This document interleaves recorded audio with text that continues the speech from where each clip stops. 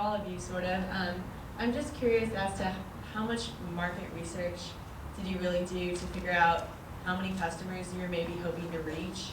I know it's probably a little bit different for all of you. And I know sometimes, like, at least what I'm working on right now, it's hard and it's a really niche, I guess, apparel business. So it's kind of hard trying to figure out how many customers I could hope to reach. So I'm wondering how you kind of did that research. Can you repeat the question from the live stream? We don't have a Question had to do with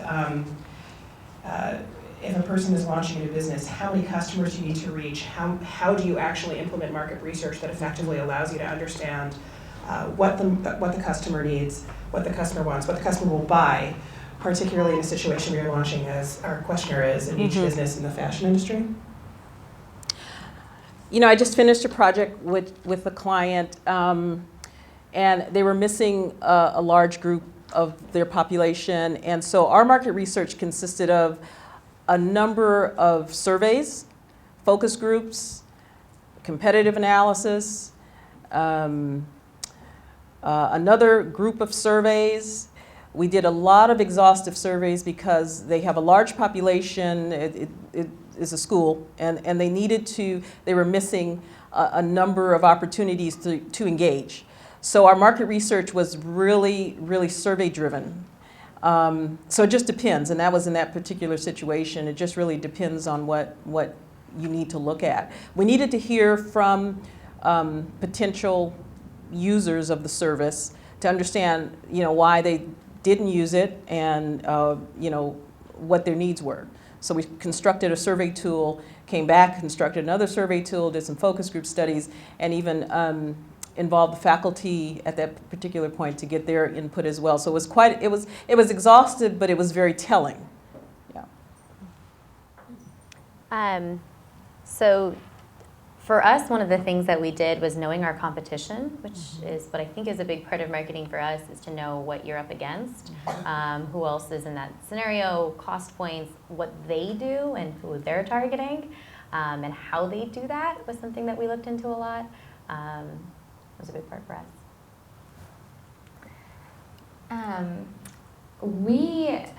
Ours is sort of trial and error, if I'm being completely honest. I knew that there was a market for calligraphy and lettering because the wedding industry it's very trendy with the wedding industry right now. In terms of our Etsy listings, one thing that we did that I found to be incredibly helpful is tagging our listings with tags that were highly relevant on Etsy. So what I did is I basically went into the search box when I was on the Etsy website, etsy.com, and I typed in hand, and I figured out what were the most popular search terms that were coming up.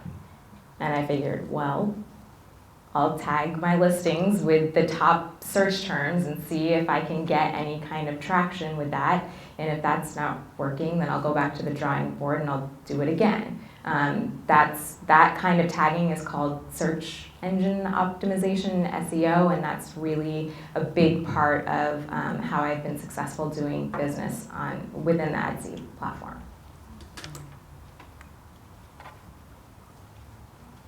I love the variety that we're hearing. I just want to make a comment about the trial and error. So nowadays, how many of you are familiar with lean startup and lean techniques? It's all the rage. It's this notion that you operate lean by using as little money as possible to create the equivalent of a prototype for your business, and that you then put it to the hands of customers, you see how they respond, and you adapt it on the fly so that you fail fast and frequently, but always with a mind to pivoting, which they mean in the basketball sense of the word. You're planted on the court with one foot unable to move, so you can only move incrementally and change your direction, but your origin is set. And it is trial and error in one way, but in another way it's not. You know where you are, you know what you want to accomplish, you're putting it into the hands of people to see how they respond and you react. And that actually is what a lot of people say is the best way to do market research nowadays. So lean startup techniques, look it up. And sort of this notion of, well, I think it was this notion of what do successful entrepreneurs do? And there's a subset of them who do very, very structured things, and there's a subset who simply go into the market and figure out what makes people respond. The worst thing you can do in market research is just do market research. You got to actually do something to launch to customers. Yeah.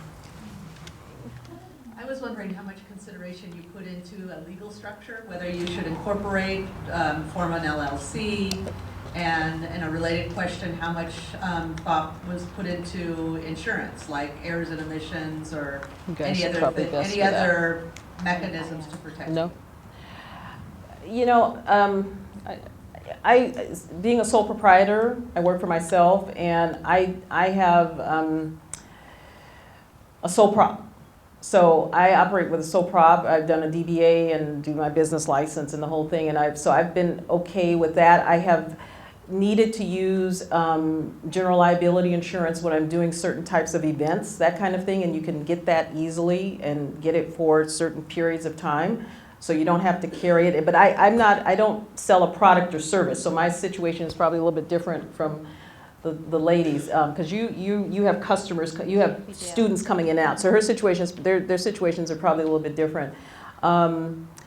So maybe you guys can, Sure, yeah. So we started as an S corporation at the time, and that was what we thought and had looked into and researched and understood was the best way for us in terms of taxes and for that model that we started with. Now, 4 years after starting, we're looking at actually changing the type of corporation because of where we are in terms of revenue and things like that. So as far as I know, that's totally possible, and you can always do that as your business changes. Yeah. In terms of insurance, given that we work with kids from 5 years old through college, and we staff our instructors part-time, that's obviously a big thing for us. So both in terms of protecting students, ourselves, as well as instructors, and again, ourselves. So I would definitely make sure you do the research there properly. I am also a sole proprietor. I have a DBA. We're planning this year into transitioning the business into an LLC. I think it's going to become more important for us the more money we make, because as I understand it, we want to be separating the assets, once you're making a certain amount of money. In terms of insurance, I have structured into every proposal, every project agreement on my site terms, my Etsy store terms, my policy for returns and exchanges, and if there are errors. I don't have any specific insurance. I haven't found it to be necessary for the type of work I'm doing. Everything is sort of smaller, lots of small orders. And in my business, it's a reviews-based business. I'm not sure if any of you have experienced that, but I want to do whatever is going to make it right with my customers. I want it to be perfect, and I haven't felt the need to necessarily insure myself against the client. I will say, I insure every single package that gets sent through the mail. If you are doing that, you must do that because the USPS is my personal enemy. So you definitely want to make sure you're insuring everything that goes through the mail. What other questions?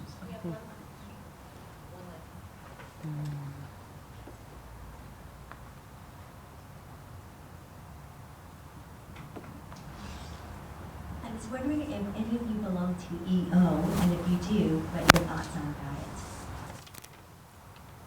it. I do not, actually. I don't no. either. I'm sorry. I don't have an answer for you either. Sorry. Yeah. Sorry, I missed the question. She asked if any of the panelists belonged to what's called the Entrepreneur Organization, EO, and if they had thoughts on it, and their answer was no. You heard that part? No and no and no. EO was originally, I think, why EO? It was for people who achieved a certain level of revenue and a certain level of profit before 40.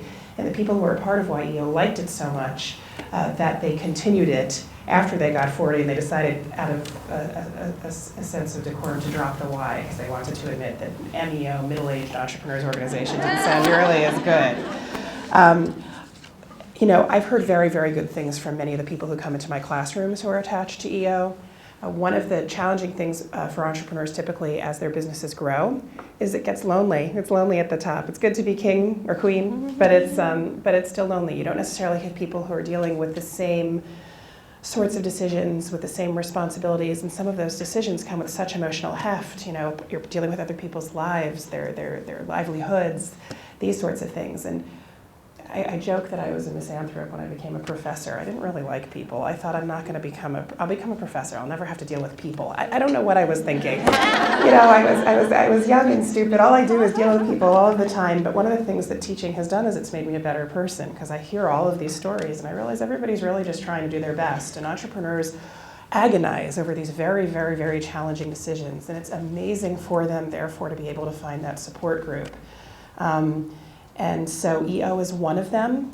There's abundant resources for women entrepreneurs specifically. I believe, for example, on the East Coast, Harvard Business School took a step in creating what are called Women's Founders Forums, groups where founders would come together and travel through that experience together. Very different businesses, but very similar topics.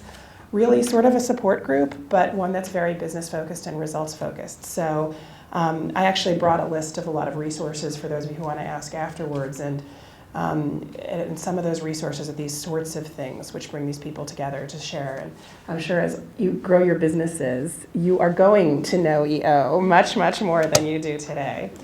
Do we really want to stop the questions, or do we want to leave the floor open for a couple more? Well, we have one last burning one right now. Okay. It's sort of a buzzword now, but work-life balance.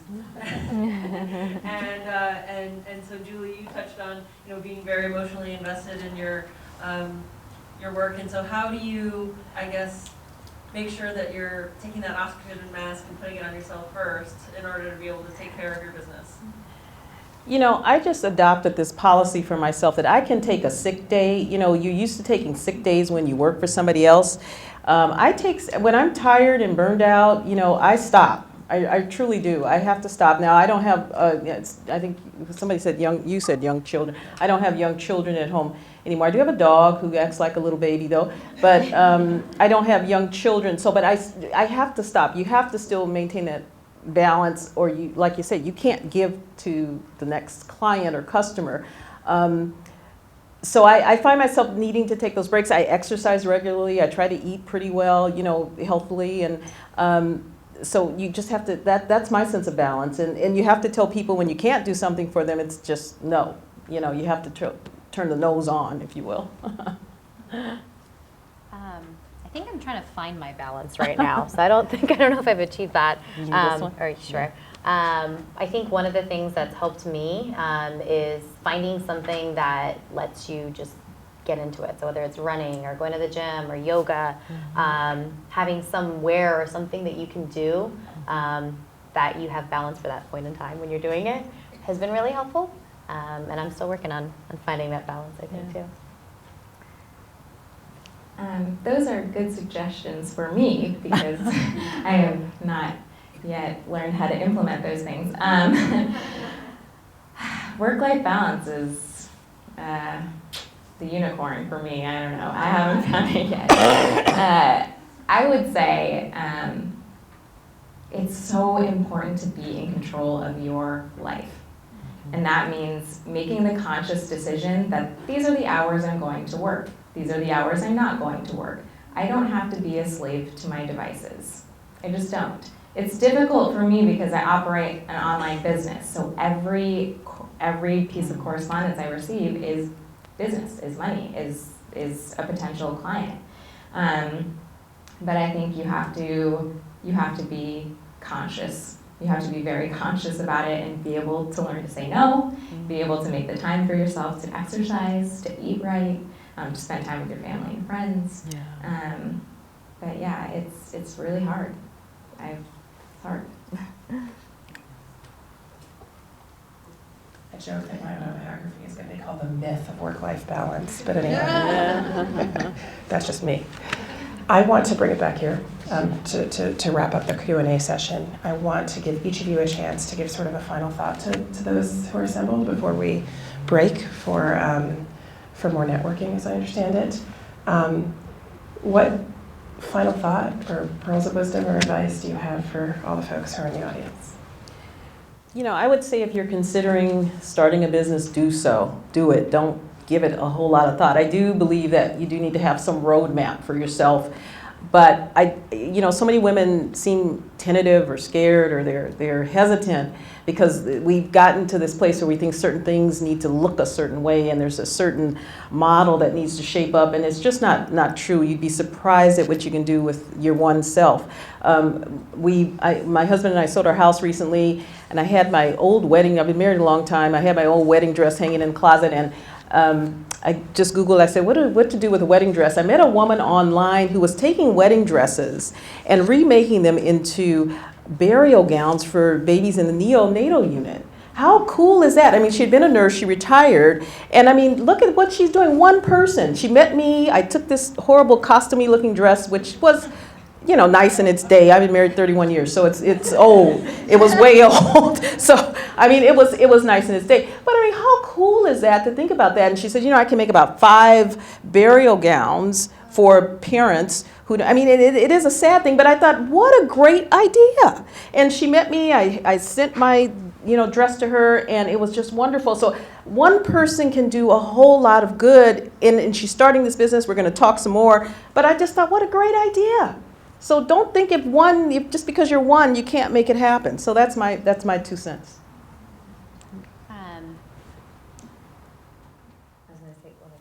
Okay, so I think there's 2 things that I wanted to say. The first one is kind of what you started with, which is just start. Don't wait. Business plans are so important, I agree. But have your vision and go with it. And if you have an idea for a product, go ahead and start that. Don't come up with a million reasons why you can't do it. Don't wait for the market to change or wait for somebody to get you funding. Just start doing whatever it is that you want to do. And then 2, make sure you know exactly why it is that you're doing what you do. So when you can't find your work-life balance, and when you are working all the time and working hard and doing all that, make sure you know why you're getting out of bed and why you're going to be working 18, 20-hour days, and why you're going to be up at night, and keep that in mind. Write it down, because if you forget it, you want to make sure that you can remind yourself of it when it is tough. I'm just going to reiterate what they said. Just start. If you are excited about something, it's never been easier. I mean, look at me. I trained as a singer. I did not go to business school. I am learning as I go, but it's so exciting. I mean, the adventure of it is part of the joy of it for me. I mean, it is like so demanding, and there are nights that I don't sleep, but it's also really exciting and fun, even as stressful as it can be. And I want to just say that if you are thinking about doing it, I encourage you to reach out to me. I would love to talk to anybody and everybody about my experience and my journey with it, and feel free to go ahead and do that. Will everyone thank me and one last time thanking join me in one last time thanking everyone on our panel. It's been an amazing